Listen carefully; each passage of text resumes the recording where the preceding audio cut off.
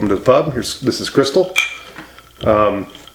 Crystal is here because one of the things I want to do on the pub in Pub Wisdom is pay homage to those that serve us in the bars. And so bartenders, servers, and I'd like to get some stories from eventually bouncers and even cooks and stuff too. Yeah, absolutely. Getting to know a lot of those guys, and I think there's a lot of interesting stories. And I've been an observer. Excuse me. See, here I go again. I've been an observer my entire life, and the last few years just kind of sitting back and watching people at the bar, and I watch how bartenders hustle, and they're running all over the place and mixing drinks, and it's like, man, that's a lot to keep together. And then on top of that, which kind of became kind of special to me, was the fact that I kept going to the same bar, and by the second or third time I go in there, it's like my beer slides. I'm like, hey, they remembered my beer. And it's like, how can I help them? How can I remember their names, stuff like that? And so I started committing myself to memory and just trying to learn memory tricks to learn people's names. So next time I come in, I can see them and say, hey, and just start rambling people's names off and regulars and stuff like that. And then people like that. They like hearing their own names. So Crystal, thank you for agreeing to come here and tell some stories. And I know you got some. I want a little dirt. You don't have to get into names or anything. Give me some good stories. Anything that you've learned along the way. Things that you want to let people know that, hey, servers and bartenders deserve some respect. Oh, absolutely. Bad customers, that kind of thing. But I mean, we're people too. We make mistakes. I don't think that we're perfect, but I also think I have a perfect example. It was Thursday. I think when we come on, night shift comes on and day shift's leaving, it's chaos. And especially certain places, depending on the time that the shift comes on, is mid dinner or the beginning of dinner. Mm-hmm. And we had a gentleman get super accusative towards one of the girls I work with. So day shift's leaving. And it's always chaos. They're closing tabs. They're trying to get their last drinks in, to rack up that tab. Mm-hmm. And this gentleman's just like, oh, well, he's like, I know you ran my keno. And I was like, I didn't run your keno. And he's like, no, well, if you didn't, I was like, I can grab the other two bartenders that are here and we can get this figured out. So I brought the other two. I brought the day girl and the bartender that works with me as well. And he's like, well, I know it wasn't the day girl, but the night girl, which he's like, you ran my keno. And she's like, no, I didn't. I genuinely didn't run your keno. And he goes, yes, you did. And she's like, no, I didn't. And he's like, well, why don't you check this keno ticket? And, if it's already been cashed, you owe me $15. And was very disrespectful and rude about it. And my bartender had to, just suck it up. Because we all knew we didn't.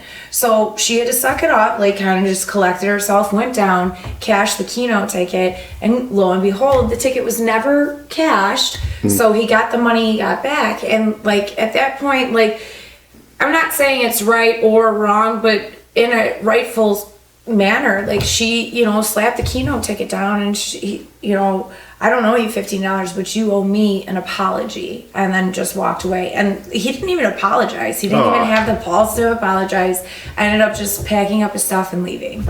So, I mean, in that manner, it's not fair. Don't come at us oh, I know for sure. We're not there to steal from you. We're there to make money off you, and we want you to enjoy your time. So, we're not out to screw anybody over. And a negative experience they'll be less likely to come back. Actually, and they'll probably tell their friends, don't ever go there, blah, blah, blah. And we don't want that. We definitely don't want that. Yeah. So to come off to us and be disrespectful like that, it's just not necessary. No. We have feelings too. So just quickly on keno, I've heard a lot of servers, bartenders just moan and groan about keno. It's in a lot of bars. Yeah. I even had a conversation with a guy just the other day. And he was like, oh man, because Chad's Bistro just opened up. I had Chad on.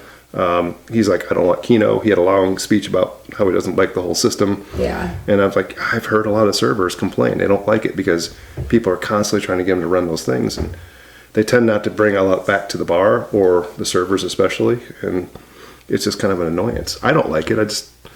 The screen up there with numbers flashing, it drives me crazy. I mean, like, it's fun. What are your thoughts on it? I mean, it's fun. I could see like the enjoyment out of it, like as a patron. You know, it's a little additive to. Do you play it as a patron? Do you play it or no? I mean, like, I have played, but I'm such a sore loser, so I'd rather buy a shot versus blow my money on keno. Yeah. But it just becomes a pain in the ass in the regards as like working there. You'll have your high state gamblers, and you gotta either they make you run your ass off a ton, or I mean, like, I've gotten yelled at because I didn't get in enough time because I didn't prioritize their keno over somebody's drink order. So people get goofy over that. Don't like that kind of. I don't like it, and I guess for me, gambling, I lose a coin toss 70-80% of the time. So I'd rather not, like you. I'd rather spend my money on something I can enjoy. I mean, absolutely. Yeah. But I mean, then I do kind of get a little jealous. Like, I've seen people like $20 and they hit like 2 numbers just off. It's literally by chance and win like $440, and it's like, wow. Now, if I were willing to take that risk, that would be awesome. But. And, I will think back. I have I have been a beneficiary of one time a date of mine. She just decided to play it one time, and all of a sudden she got like a couple $100. I'm like, holy! Now she not only did she buy our tab, but she bought the 2 guys next to us bought their tab too, and she's like, it's like cool. It was like freebie. But outside of that, I mean, generally just kind of annoyed with it. But yeah. Let's go back to the beginning. Like, how did you get started in bartending and serving? You don't have to mention a years, but I mean, how long you've been doing it, or I mean, I've been doing it for a really long time. Some women are touchy with age, so. Oh, I don't care. My first serving job, I was just freshly turned 18. And I'm 35 now, so I've been doing it for a really long time. I enjoy it. And it was off chance. When I was younger, I was big into modeling, when it was promotional modeling, competition modeling, and I was in a competition. It was a Hawaiian Tropics. Oh, wow. And I was there, and the manager came up like, would you be interested in a job, like waitressing? And I was like, sure, why not? And I've been stuck ever since. So, well, I mean, gosh, how far? I mean, modeling. I did not know that. Yeah. How far did you get with that, or is it? Modeling was fun, but then, depending on what it is, I personally felt like some things were rigged. Like with the competition modeling, I was lost to like the blondes with the fake boobs, and I'm like, all right, well, I kind of just gave up. But like promotional modeling was fun. I would say, well, let's see, if you go back, I'm trying to back calculate. There was a point in time, like in the 90s, where the blondes with the big fake boobs, like the Pamela Anderson lookalikes. Yes. Yep. That was very popular for a while. So yeah, but now it seems like dark-haired women, much like yourself, are a little bit more popular. Yeah. Probably Kardashians pulling that out. The more exotic look is kind of trending now. Yeah. Well, I mean, it's never too late, I guess. But yeah. It comes around like a lot of trends. But so obviously you have a lot of experience in bars, and how long of a transition was it between server to bartender for you? I served for a really, really long time, up until like where I'm at, like, and even then it took me, I've been where I'm at for 7.5 years, and it took me 4 years to get behind the bar. So he's just really picky and choosy with who he wanted to put behind the bar, and you really had to earn it. And like that's kind of like the shtick about it. It's like, oh, we're looking for bartenders, but the moment you tell somebody that you have no experience, you're out, And then like most of us will lie, and if you're a really good liar and you can wing it, you're good. We just recently some girl. Excuse me. She was like, oh yeah, I've bartended forever. And I'm like, all right. So we put her behind the bar. And then we realized very quickly that she'd never bartended a day in her life. Like, Rumplemints is just like a straight liqueur, and like it's chilled, and you do nothing to it. Like, you can make a dead Nazi, and so that's adding Jaeger. This is all. Go ahead, but I'll just nod my head. I'm a beer drinker. I'm not even doing a very good job at that tonight. But no. But so, like, the moment like somebody rang in a Rumpleman, she's like, "Well, how do you make that? Like, what do I add to it?" And we're like, "All right, you can." A simple drink is what you're saying. Yeah. I'm trying to boil it down to my level. It's literally just a liquor in a bottle. You do nothing to it unless you want to chill it. That's it. Well, yeah, fake it till you make it, but apparently some people can't even fake it. And yeah. Well, yeah. a bit of a talent in itself, but wow. So, yeah, and obviously owners of bars, managers of bars, they kind of want their bartenders tend to be kind of a focal point, right? My examples were a lot of what I learned from Johnny Black's, which was 2 blocks from my old house. I could walk there, so it was always there. And on the weekends, I always had the two tall and attractive looking ladies that were always there on the weekends. And it's like, it's a focal point, and they tend to be, bartenders tend to do a lot. They have to wear a lot of hats, right? I mean, so I'm sure you can probably go more in depth. Like, they kind of part manager. They're obviously on top of what they're doing with making the drinks and serving everybody at the bar. They're also making all the drinks for people out on the floor. Yep. You kind of have to deal with some managerial kind of stuff at times, right? And I've seen this where, if the cops are called, right? Yeah. Who do they go to first? They usually go straight to the bartender if a manager's not there. But you also have to deal with men indirectly or directly that are at the bar and becoming more and more immature with the more they drink. Yeah. Right. Yeah, so, absolutely. So it's you're kind of almost a daycare person in that sense. Daycare therapist. A therapist, like psychologist, right? So people are probably telling you their issues, and part of what you got to do is you got to be nice to these people because you want them to come back, right? And some guys can take that the wrong way, like, oh man, maybe she likes me, and then you start getting a little more flirtatious and probably very rude, rude and crude, and I've witnessed that many times over, and it's like, man, ladies got to deal with a lot. Yeah. I was raised to be polite. I'm just polite, and I'm just going to be that way. And the last thing I want to be is creepy. Yeah. And I don't want to be creepy, so I just am who I am, and I just try to be as polite as I can be, and then just watch all this other stuff happen. I mean, what are some examples of some guys that have just gotten creepy or sloppy, or, I mean, any good stories coming in? Because this is kind of what I'm starting to dig at. It's just kind of want some good stuff that... I mean, like, I don't even think it's gender specific either. I've had creepy women. I've had sloppy men. Last night, I mean, we want you to have a good time, but also, like, I myself, many times, like, some people hold their composure so well until it's just way too late. So, like, last night, it wasn't my party. I was waitressing on the floor. I like to do both. I really like to waitress as well as bartend. I get more time with customers when I serve versus bartending. I'm all over the place. Yeah. But last night, I had a gentleman get overserved, and he pissed his pants. So, and it's just kind of like... I said not to name names, but I want to name a name. I think I might know who it is. White hair. Were you there last night? No, I wasn't there. It was last night. No, I wasn't there last night. It was a Christmas party last night, so... White hair, mustache.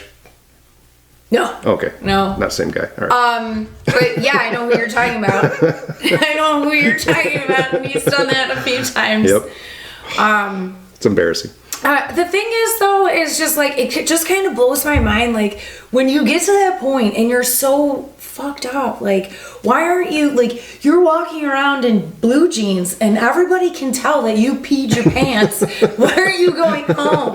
Why are the middle of your jeans 3 shades darker? Like, well, it's cool. What movie is that?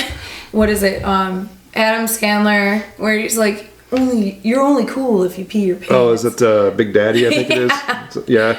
No. Where he's got to go through school all over again. Oh. movie trivia. I should get this. Billy Madison. Billy Madison. Yes, you're correct. Yep. Yeah. You're only cool. Crystal scores 1.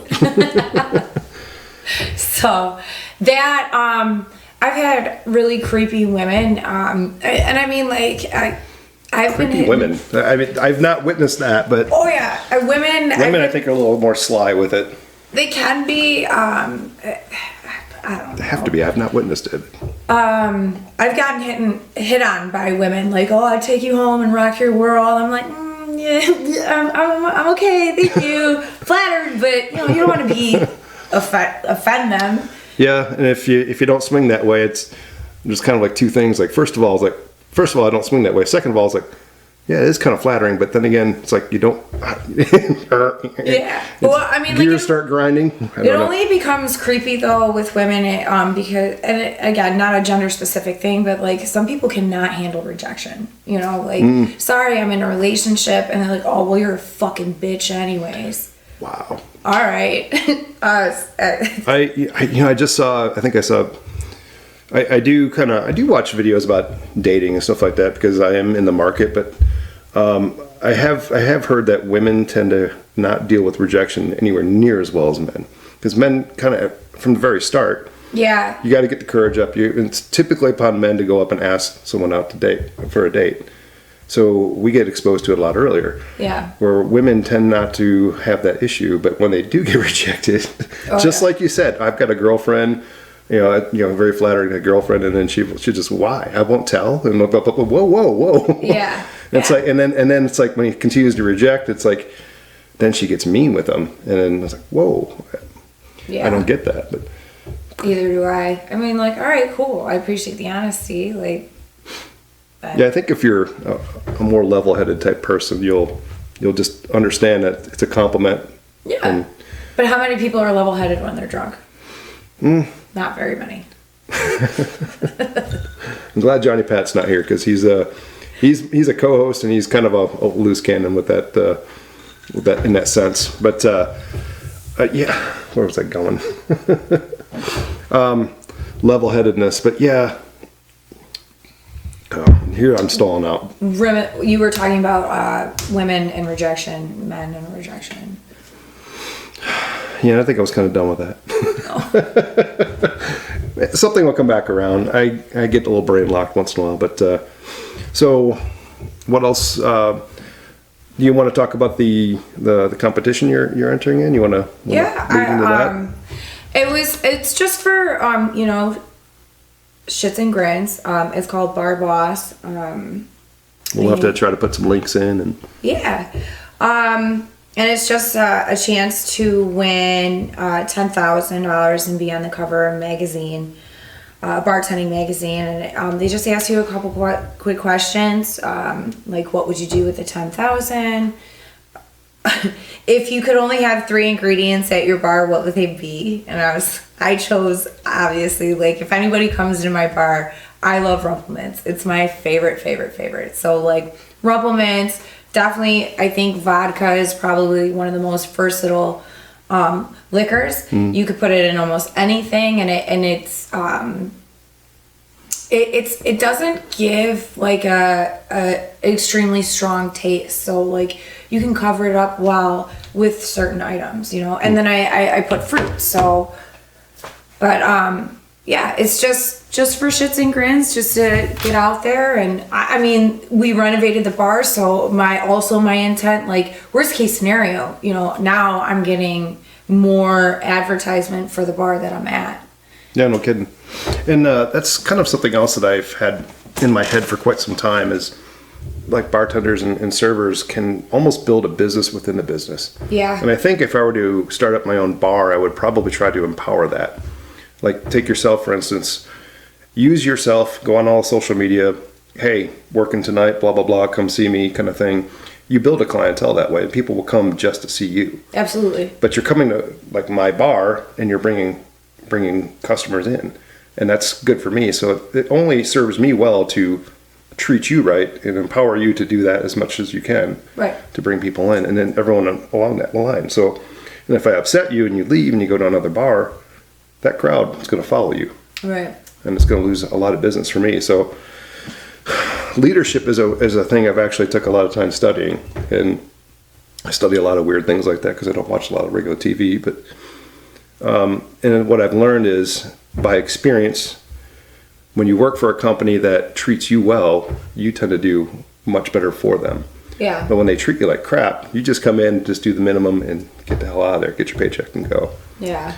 So, and I've seen this with bars. I've seen bars with high turnover, and they're usually not the best place for a customer experience. Right. It's like I was saying before, I came into Johnny Black's back when they had a real stable staff. Come in, beard slide up. Didn't have to say anything. They just knew. And I'm like, this is awesome. I feel like a little home here, you know? Yeah. But when staff started turning over, and I've been in there recently, it's like, who are these people? Right. And I was like, who are you and what do you want? I'm like, bitch, I've been here for 6 years, man. like, what are you doing, man? But you know, it's kind of weird. You have an expectation once things start, like a relationship, a business relationship starts building. Yeah. And then when someone all of a sudden doesn't treat you like that, and it's like, it's a big letdown. Yeah. And you're less likely to come back. So. Yeah, I mean, like, I've always kind of been like a lone ranger myself. Like, I've never had a problem going into a bar or a restaurant, getting food or drinks by myself. But like, it's a little bit more comforting to go somewhere where they know your name and like, hey, how's your family? How's everything going? Like, last time we talked, you were talking about applying for these classes. How's that going? And it's comforting. You don't feel so alone. Right. And I think that's a huge part of... That's a huge key, too, remembering little bits of conversation like that. Yeah. Absolutely. Checking in on people. Again, making them feel good. Like, just like for me, trying to remember names, because growing up, I always remembered faces, but never names. Same. Moved around a lot, too. I'm the same. I was good with faces, but never names. And I kept thinking, man, if a bartender can remember my beer and then do that for like 50 other people, it's like, that's a big thing in the memory. It's like, I can do that with names. So and there's some sort of association I started dealing with names. And I think I hit around 200 plus people, and my memory bank started overloading and I couldn't do it anymore. I had to start forgetting some to learn some more. But I think it's come a long way, and I've spent a lot of time with myself in that area, trying to remember people's names, getting to know people, and built a pretty good reputation for myself. And I'm thankful for that, because I get all that back now. Yeah. People are like, oh, he's a cool guy. He's a great guy. Oh, thanks, man. I mean, it's good to hear, because I think guys don't get anywhere near as many compliments as women do. Yeah. Women usually on their looks, but I mean, personality-wise, it's like, hey, if you're a good person, man, give them a compliment. Let them know. I mean, you're doing a great job. People need to hear that once in a while. Yeah, absolutely. I agree. Which is what I'm doing here. You see Crystal, give her a tip. Tell her she's great, Yeah. Got all that out.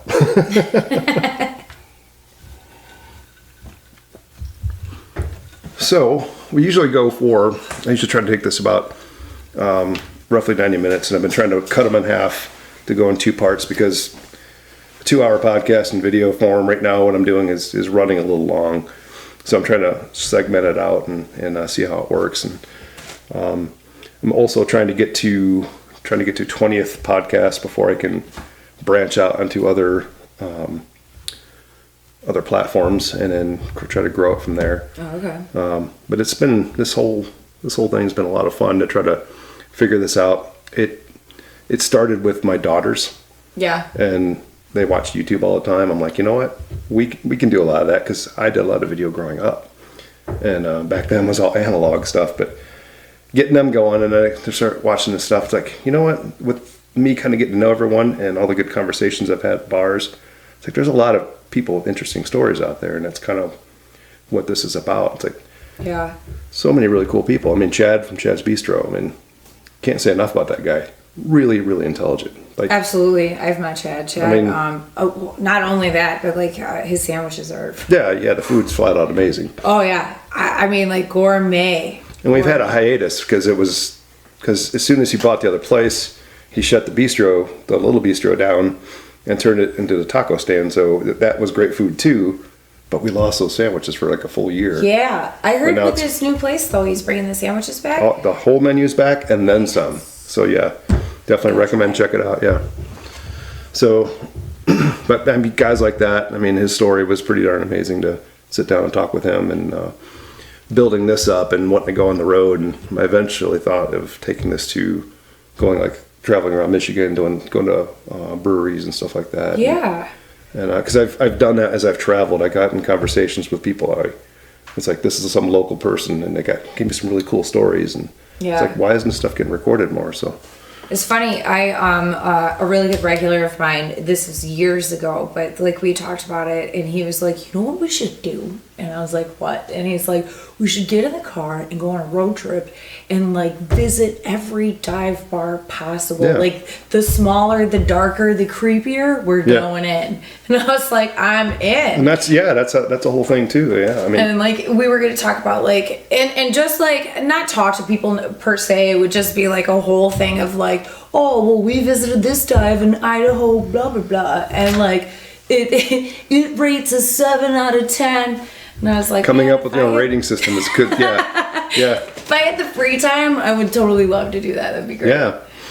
Yeah, I think Michigan's a good one because there are a crap ton of bars and pubs and dive bars everywhere. Some of them are kind of getting wiped out, but some of them are just have been around a long time, and it's like, there are some that are worth visiting, and that's pretty cool. Plus, I really think every bar like that's got characters in it. I mean, I want to name names, but I can't. But there are several guys I've run into at some of the local bars. It's like you keep running into these same guys, and they're in this bubble. Yeah, I'm kind of in the same bubble. I haven't escaped much, but they're kind of interesting in their own way. Yeah. But some of them are also kind of quirky and weird in their ways too. Yeah, I mean, that's where you run into the best stories. Me personally, I feel more at home and more welcomed at a dive bar than I would anywhere else. I feel like most people who work at a dive bar are generally there because they love what they do. It's not just a 9 to 5 or a 5 to 2 for them. They generally enjoy what they do, and they like the people that they serve, and they take a lot from it. I mean, again, I've been where I've been for 7.5 years, and it was a dive. We just renovated, so we lost the aesthetics of it. You know, fortunately, I still have a good portion of those customers, and I've learned a lot from a lot of those guests. Yeah, and I was going to ask you that. I mean, KJ's is a place that you work, and it went through a massive renovation, but it took a long time to do, so it was a very slow transition. I don't know all the details behind the transition, but now that it's opened up, it's much bigger. It's almost four times bigger. Yeah, quite a bit. The bar's huge. I mean, it's a really long bar. I mean, sitting all at the end of the bar watching ladies run back and forth, like, that's a lot of steps. No need for the gym now. No kidding. I mean, got my cardio in for the last 2 days. Yeah, I just kind of. But I wonder why they didn't move taps and server stations and stuff further down or in the middle of it. But I don't know if that had a lot to do with just the way they expanded the building. But you know what? I'm not even really sure. Because it does seem like a lot of extra running, especially get down all the way down to the J-hook of the bar. Well, I think that's why they put that one server station on the other side. I mean, I don't know. It's beautiful. It's beautiful. It looks very nice, and it. Do you think that it's going to take away from the old dive bar aesthetic and the clientele and bring in a different crowd that it definitely does. Like? Or? It definitely does. I've seen quite a few people of my regulars that were love the dive aesthetics, and they don't come in anymore. Really? Yep, absolutely. There's a gentleman that comes in, and he owns a printing company. And he printed all of my sister's wedding invitations. Really great guy. And I mean, I enjoyed his company, and he doesn't come in anymore because it's more like it's too nice. A Chili's. I wouldn't say that. It's definitely its own unique thing. It is. I mean, it's bigger, nicer, probably a little, I don't know about well lit. The colors were odd in that place before. And I remember actually... Yeah, green and yellow. I think after one of the podcasts, my buddy came up from Monroe to do this, and we went to KJ's before. I think they were just starting to knock some walls out and stuff, but like the old vending machine with the cigarettes and stuff. And yeah. I'm like, that. We took a picture in front of that thing. It's like, that's old. I remember those as a kid. Yes. My dad, buying cigarettes and stuff like that. I'm like, God. Yeah. But you don't see those anywhere, and you guys kept it too, right? And I think so. There's that up there. I don't know. It looks shinier, newer, but I don't know. Well, he got 2 new vending machines. Okay. the old one. I'll have to dig up that picture and maybe put it up. It was really cool. I mean, I remember guys coming in and be like, does that thing really have cigarettes in it? I'm like, it does. Does it really work? Yeah, absolutely. Put some money in there. You will get some cigarettes. And you know, the old school, like, Those probably had like coin slots, like a pool table, right? Yeah. Probably can't put enough coins in it now to actually buy a pack of cigarettes. I don't know what they cost. I don't smoke, but cigarettes, I don't know, are pretty expensive nowadays. But yeah, I think they were like $7 or $10. It's kind of a novelty just to have it there, though. Yeah, it was really cool though. People loved it. It was an attention grabber. Like, you want to sell it? No. And that's another thing about dive bars, is usually something unique there. Holes in the walls, literally a hole in the wall. Sometimes have stories behind it. You know, find someone there who could tell you all about it. Yeah. That's so and so. We put his head through the wall one time. Yeah. I don't know anything about that. Never done it before. Me neither. So, in terms of people treating you right, treating you wrong, I mean, what are some things that a customer should understand and not do? What are some do's and don'ts of customers that you think that they should understand that often you don't see? I mean, like, I've worked in several bars, and there's a mutual line of respect everywhere I went, but like, I feel like more of the small divier bars, you're not the only person there, and you're not more important than anyone else. Like me, and it doesn't even apply just to the guests. It applies to coworkers as well. I had a situation with a coworker just recently, and you know, no offense, but I try to be fair. And just because we work together doesn't make you any more important than everybody else. After you clock out, you are a paying customer just like everybody else. And, you know, she'd come up to the bar and it's like 10-2, and I'm trying to get everybody's last call in. And she walks up and she's like, I need a shot right now. Slap some money down, and my Uber's going to be here in a minute. And I'm like, you're gonna have to wait. Well, what do you mean? Like, you're right here. The register's right here. You could just take my money, pour my shot, and go. You got other customers waiting on you right now. And I'm like, I'm sorry. Like, I love you, but I'm going in chronological order, and you're last at this point. You don't get prioritized more over somebody else. That's good. And if anybody should be more understanding out of anyone in the bar, it should be her. You know? Yeah. So, I think that's my one shtick is so like, know this, people. You're not the only one in the bar. Like, you're not more important than anyone else. I don't care what you're tipping. Everybody needs to be treated fairly and equally. Totally agree. So I think that would be my only complaint. Like, you could talk whatever you want. Like, I'm gonna go home and sleep just fine.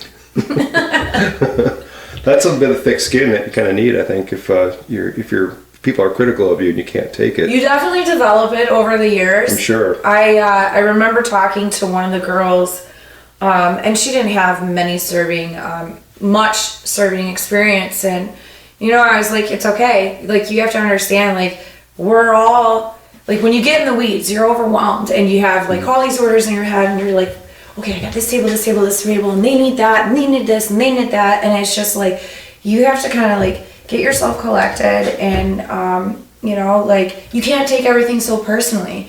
My first bartending, or my first waitressing job, I was super inexperienced, and the girls used to pick on me. And they would, I would totally mess up so many orders. And like, this girl used to call me Box of Rocks. Like, oh, Box of Rocks is here. And I would go home, like, and I would cry. And I was like, why is she so mean? But then. Was there a reason for that name, or? Box of Rocks, just because it was just a way to say I was stupid. Oh. And I really, like, some things. I should have caught that one. It's a blonde in me, I guess. Some things, it takes some time to get acclimated to. And, you know, I honestly, like, I would say she made me a better server, because I got to a point where I'm like, she's not going to call me that ever again. Like, I'm gonna be a better server. There's always an upside to bullying. Sometimes. Elon Musk was bullied too. Look what he's doing. I'm like, crap. Makes me feel like a total underachiever. So I guess that was my next question would have been advice for young servers coming in, and what I mean, besides growing thick skin and understanding that you're going to get picked on a little bit, and sometimes is that really done out of love, or is it just someone just wants to kick your butt a little bit to get you? It depends on the person. Some expect most. I will say this: most bartenders and servers are women, and working with other women can be extremely difficult. We're petty. I've heard this. We're petty and we're mean. So if you're working with women who aren't empathetic, like you can almost expect it to be difficult. So you got to take it with a grain of salt, and it's an everyday learning experience. And if you're willing to keep coming back and learn from your mistakes, it's only going to make you better at your job. It's not easy. It's definitely not easy. Stick to it until you get it. Some days are harder than others. Tough it out. I would say, like, even as an experienced server and bartender, the hardest part of my job is when I have tough things going on outside of work, because we bring it in. It's hard to separate it, you know? And it's just like, like I'm having a poopy day, and now I got this guy being a jerk to me. Which amplifies it. Oh, yeah, absolutely. So, for me personally, I would say, like, as for any advice to a young bartender or server, like, everything's gonna work itself out. You gotta take your time. Sometimes, if you gotta step outside or go in the freezer and scream, take a breath, you know, I've been there. That's just what you have to do. Like, everything's gonna work itself out, and that's all there is to it. You can't expect to be the most amazing bartender and server right off rip, let alone after you're a veteran. Every day, we're all human. You know, it's a learning curve for everybody. And you're very forward facing with customers. So for me, working in my world, if I'm having a bad day at home, I can come in, I can grumble in the corner, and no one hears it. Yeah. You've got to go up to the customers and put on that happy face and try to maintain that business side of it, where you're keeping the customer happy, you know, and trying to serve and do the best. And if you're pissy, the customer's going to see that. Oh, absolutely. And they're like, I don't like that server, and that could affect your tip, which affects your cash flow throughout the day. And absolutely, it's a direct effect, right? I mean, I could have a bad day, I'm getting paid the same. Yeah. As long as I'm still doing the work. But I mean, you have a bad day, it's going to affect the bottom line for you. Oh, absolutely, yeah, 100%, 100%. Yeah, and they know it too. Yeah, I mean, like, yesterday, so like I get really bad migraines, and the weather is up and down, and atmospheric pressure. Yeah, I was like on the verge of a migraine, so I took my medication for it, and I went into work, and everybody absolutely noticed it. One, being there for so long, people know who I am and my personality, and like I go home, and like one of my coworkers calls me, and she's like, "Are you okay? Like, you were super quiet all night." And I was like, I just wasn't feeling well. Like, people will pick up on it, you know? Just less talkative, less interactive. Yeah, but at least you're not being mean. No, but I mean, like, I'm the loudest. Yeah, I'm the loudest person in the bar, and I'm sober. I'm like, "Oh, what's up?" And like, we didn't hear you at all today. We didn't even know you were here. Aw. And that's good, though. I mean, people are in tune with you, and they know that. That's good to know. I mean, people checking in on you, and you kind of want a family environment like that. I mean, one, to kind of kick you in the butt when you need to learn something, and B, kind of support you when you're not doing so well. Right. That's awesome. It's good to know you got support like that. That's a valuable thing, and I think also, I don't know if maybe it's true in your area, but where you're working, but as long as the managers and the owners are kind of taking care of you guys, I think that environment kind of thrives. Yeah. Excuse me. I don't know what is up with this beer, man. It's Oktoberfest, and we're already in December, and it's I don't know if it's causing me to burp a lot, but I'm like choking it down and burping it up. And this is gotta have the Christmas sale. Yeah. Well, I got like 2 more left, so I got to get rid of them and Gotta put them down. I tend not to. I notice I'm always drinking and I'm always doing the toasts and stuff, but honestly, I'm not drinking all the time. I'm really not. Sometimes it's like cream soda or root beer in here. I'm doing the stuff, but so when I'm home alone, I tend not to drink. Yeah. And I'm very conscious of my drinking. I'm very conscious of how much I drink when I'm out and about. People are like, do shots. But no. You don't want to bring the beast out. And that's, to me, is just a joke, a way of me saying I'm not going to do shots, because I don't like losing control when I drink. I like maintaining control. I'm sure you've seen customers that are very different than that, but Oh yeah.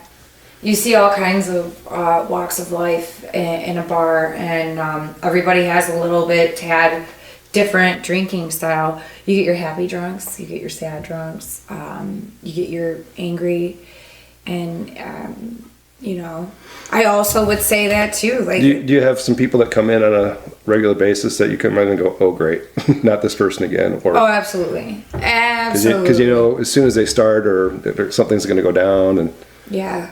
I mean, like I have a regular right now that comes in, and I mean, he hits it hard. He starts slow with beer, and then as soon as he moves to liquor, it's like, all right, what drama are you gonna start? If it's not in between the girls, then it's with other customers. It's almost like this guy has like I label it little man syndrome. He's not short by any means, but like he just, like, when he gets drunk, he has something to prove, and it's like, dude, like, sit down, shut up. Like, who do you have anything to prove to? Like, you're grown. You have to be 21 to get in. I think that's accurate. Yeah. It's little man syndrome, but it's internal. It's in their head, and maybe they feel like they have to prove something. I've gotten old enough that I don't give a shit anymore. I don't have anything to prove. I don't have to prove anything to anybody, and I will if I have to, but I'd rather not. I'd rather just be a happy drunk. But I also think when you're mentally balanced and you're nutritionally balanced, and you go out drinking with a good state of mind, you're just going to be happy. Yeah. So it's a lot to do internally, mentally. It's a lot to do, to me, with metabolically, with the type of nutrition you have. And nutrition is something I've studied since I was a teenager, because I want to be big and strong. And but I've understood every single vitamin and mineral and its importance in your body. And if you're deficient on any of them, which most Americans are, it can lead to things long term that are, mental imbalances. I mean, schizophrenia is well known to be a vitamin B3 deficiency.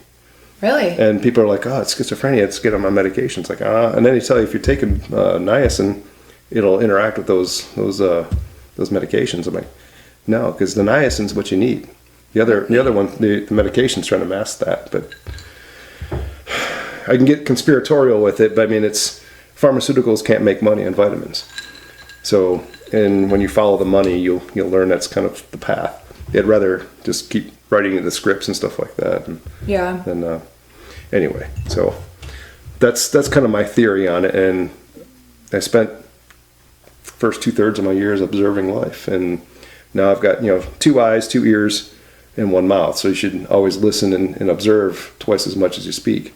But I'm on the last third of my life, so I'm going to start speaking a lot more.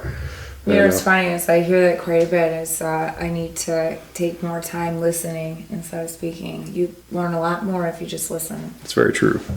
Yeah, I totally believe that. And it also, the type of people you keep around you. If you're around intelligent people that make good observations and say smart things, you're going to pick up on that, and you're going to be more like that. Yeah. If you hang around with a bunch of idiots, you're going to be like them too. I tend to do both. Same. But I mean, either way, because you got to hang out with the idiots once in a while because they're fun. I mean, you got to spice up the life. Yeah, exactly. Variety, right? Variety is the spice of life. So yeah. All right. Anything else you want to talk about? I don't know. I mean, like, not particularly. Anything on your mind, or anything that's we can go off topic too. I mean, don't have to just talk about bar stuff. I mean, if there are any other subjects that you like to talk about that you don't get to talk about a lot, and I'm pretty diverse with my my background. I mean, no, not necessarily. I will say, like, bartending and serving, I get quite a bit of therapy, like, in the verbal sense of, like, You as the exchange. therapist or the therapist? Vice versa. Both. I've had actually some of my best advice from work and all walks of life. One of my favorite customers or guests, she doesn't come in anymore. She's elderly. So there was a point in time in my life where I was like, you know what? I'm gonna get sober. For me, it was a complete detox. And where was I going with it? Just good people you've met. And, I mean, like, I truly miss her. I don't get to see her much anymore. She doesn't come in. But, like, she was one of the people that would come in. And when I was going through that period of my life, she gave me some of the best advice. Like, she came in and she brought me all these books to read that helped her when she went through the same thing. You know, she was awesome. She was so awesome. She had the most beautiful white hair for an elderly woman, and she was just like, you know, I could really appreciate her natural beauty as she was, like, aged. And she aged well. She did. I will never forget meeting her. She's one of my favorites. But she was there for me when I went through that period of my life, and she gave me great advice. But when I first met her, That's called pub wisdom. When I first met her, I just started working there. And a lot of our guests tend to be much older. Mm-hmm. So she had a cane, and she goes, "Do you mind walking me out to my car?" And I was like, "Yeah, absolutely." But, like, I knew I was gonna love her because I was like, "What do you want to drink?" And she's like, "I want a Cosmo." And I was like, absolutely. So I serve her a Cosmo. She was one of those guests that were very picky with keno, like, hurry up, gotta go. So she was a kind of pain in my ass, but, like, it was the seal on the deal. She asked me to walk her to her car. I walk her to her car, and she had,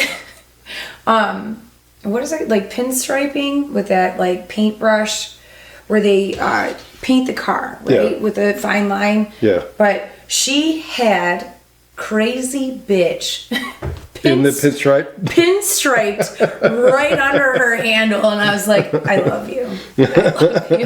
She was awesome. Was it Buck Cherry? Crazy bitch that song? She was awesome. But actually, I mean, you got to go out of your way to have that done, right? That's she did. She did. But I mean, like, I think that's probably my favorite thing about what I do is, like, you get to meet every different type of walk of life, whether it's young, old, multicultural.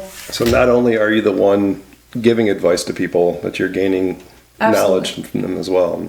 And like I said, that's kind of what I'm joking, but when I say it, but I'm also serious. It's what I call pub wisdom, and it's kind of what this is about. And it's things I've learned along the way from really cool people, and something similar. I had a very good piece of advice from a guy. My daughters were quite young, and I was just out there and having a couple drinks, and it's like, man, I forget what I was saying. So, my daughter, it's like, one's very tomboyish and the other one's very girly, and he just kind of started laughing. He was looking at me. He said, my girls are that way too. I got two daughters. He said his daughters are like in high school or by that time, and he said, but one, actually they were graduated. I'm sorry. He said, but when they hit high school, the one that was tomboyish flipped and became very girly. The other one that was girly flipped and became very sporty. Yeah. So she got in every sport possible. And it's like, just kind of that hearing that made me feel better, because I grew up with brothers. I'm one of the youngest of all my cousins, and there weren't many girls around in the neighborhood I grew up in. So it's like, I didn't no experience with girls. Yeah. You met Cabo the dog, right? Yeah. He's older than my girls. So I told him, when I had two girls, I'm like, buddy, it's you and me. You better make it at least 15 years. I swear this last year he's looking at me like, am I 15 yet? Because sometimes it's just, he gets a little but and he's hanging in there. But I don't know what to do with girls. I mean, boys got a line, you thump them, right? Girls got a line. And we get all emotional. I'm like, what is this? I don't know what to do. I'm going to go in the garage. And I'm like, God. Yeah. So, but just to kind of get advice from another dad who's been there and with a similar case and just that kind of stuff. It makes you feel better because you know other people have gone through it. Yeah, absolutely. And they've done that. So, yeah. Absolutely. Like I said, you know, I've gotten great advice from a lot of my guests, whether it was, hey, I want to get sober, or how do I discipline my child for doing this? Like, have you experienced this? Like, is this normal? You know, because I think like the most common denomination in the bars, most of us are all parents, and most of us are all dumbfounded when it comes to our kids. So it's nice to be able to sit, have a drink, and we tend to be a lot more open after a drink or relaxed, and be like, hey, you know, what do you think about this? And I found some of the best pieces of advice. Social lubricant, alcohol, and I kind of mentioned before. It's like I'm actually not that social. If I'm not drinking, I prefer to be quiet and prefer to be kind of by myself. I'm kind of switched between introvert and extroverted at times. Yeah. But if I go out, it's like, what do I do? I mean, what do I do with my hands? Yeah, what do I do with my hands? And what my nutritional knowledge, at one point it's like, just drink Mountain Dew or something. Then I'm getting all jacked up in sugar and caffeine. I'm moving really fast and everyone else is starting to move a lot slower. And it's like time dilation starts happening. But then I realized like the sugars and stuff like that, it's like that's really not good for you either. And you can have a debate about, is this beer healthier or is this bottle of Coke healthier? Yeah. And I would say the beer is always healthier. Not much, but it's healthier than just drinking straight sugar. Right. So cut that out. Then now what do I do? You know, it's like, okay, there's some other things. You wanted the Mio, and it's like, okay, that's a pretty good alternative, I guess. You can still have a drink in your hand and kind of, I guess it's like cigarettes, right? People, they want to have something in their hands when they're socializing too. And, yeah, absolutely. And that's kind of one of the things that when they go through withdrawals, it's like, once again, what do I do with my hands? Kind of, you know, it's like Ricky Bobby. just put them down. Just put them down. Feel like it's on a spaceship. One of my useless superpowers is recalling comedy movie quotes. So. Oh, Will Ferrell's awesome. So he's one of the best. Yeah. Absolutely, absolutely. So, all right. Are we feeling satisfied? Do you want to wrap it up, or do you want to go another round? That's up to you, really. All right. I think we'll finish this drink and we'll talk it over. If we'll come back, we'll come back. If not, actually, let me do. I'm gonna round it off right now, and I'm gonna say, be good to your servers, tip them well. Crystal's a perfect example. I hope you learned something from her too. And we'll be back with part 2, maybe. We'll see. All right. Red button, stop. Oh. Give it a cheers real quick too. Yeah. Cheers. Now we can stop. Now we're good.